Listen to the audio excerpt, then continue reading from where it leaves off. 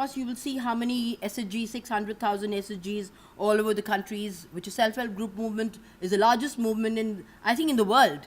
And there's a lot of savings which these self-help group has done. And the empowerment of women is through the self-help group movement. And I think the government of India should be given credit for this, where there have been certain kind of drawbacks, because when we formed this entire system of self-help group movement, we did not build in this livelihood and the self-employment. That time it was only thrift and savings. So this gap has come in because when the SHGs are matured, they have so much of money, they're not being able to put it in the right direction for sustainable development. And we have been on the boards of many institutions, the government institutions, and that's why we've got this convergence, and that's what is a CSR which has helped that. But I'm not calling it CSR. I'm calling it corporate social duty. It's not a responsibility. It's a duty now that we give what we have taken, even just a 10% of it. I mean, all of us have taken something in life all through. That's what even our mythology says. Okay, so we've organized a lot of kind of awareness camps and sensitization camps where women have come forward to understand what this entire thing about entrepreneurship is and how sustainable development. We're talking about ethical businesses and not just about destroying the natural resources where they're living. Because when you live in communities, you're using the natural resources of that district, village, and the society. So you have to look at everybody around you. And that is why we call this as group entrepreneurship or the self-help group movement. So who do we work with? We work with families, youths, artisans, underprivileged and financially backward sections of the society. And main one in kind of a focus would be to double their income and thereby doubling the number of people. So you're eradicating two. One is poverty, one is unemployment. So these are the two issues we are tackling. And of course, our mission statement is to promote entrepreneurship, which is the only answer, as I told you. And the mantra is very clear because we're going the backward and the forward linkages. So these are the activities in a glance how we do. We do the training of trainers first in all the villages.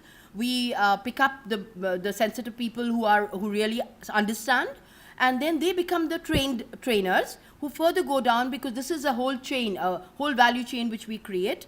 They sense the opportunities in there. We don't go and thrust and say, you do this, but we sense what is the opportunity available in those, what are the skills available in the rural areas. And then we do the skill upgradation, technology interventions. Reducing drudgery is a very important thing because a lot of women are working with just their hands and feet, etc., in the rural areas. So use of technology, and of course then the soft skills, the mentoring, the hand-holding we all know about.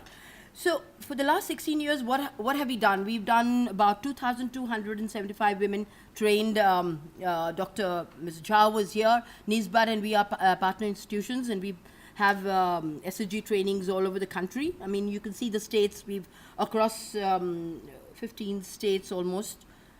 And what we do is we're getting into the grassroots production.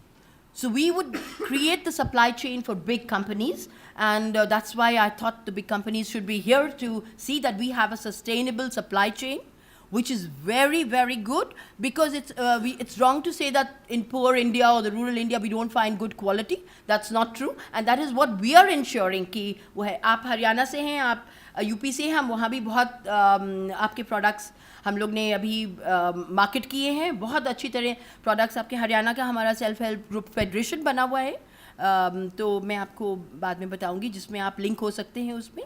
और western UP हर्रा वगैरह जो गांव हैं, minority villages 27 गांव हम लोग ने जो अडॉप्ट किए हैं, उनके भी हम लोग का पूरा supply chain management linking up with export market.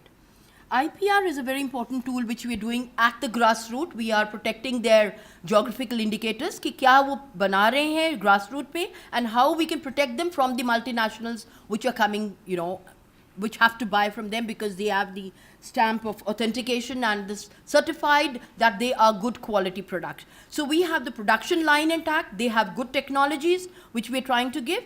Their packaging is good. They're cost effective and their quality, so we can even compete with the C factor, as they say, the China and whatever is coming in. So the cheap stuff which is coming in is not that people want to buy cheap stuff. They want to buy good stuff.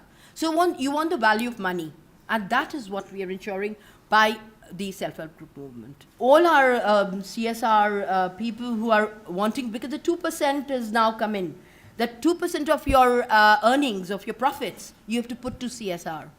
Now, what I'm saying is that 2% can be really put to use, and especially for economic empowerment of women.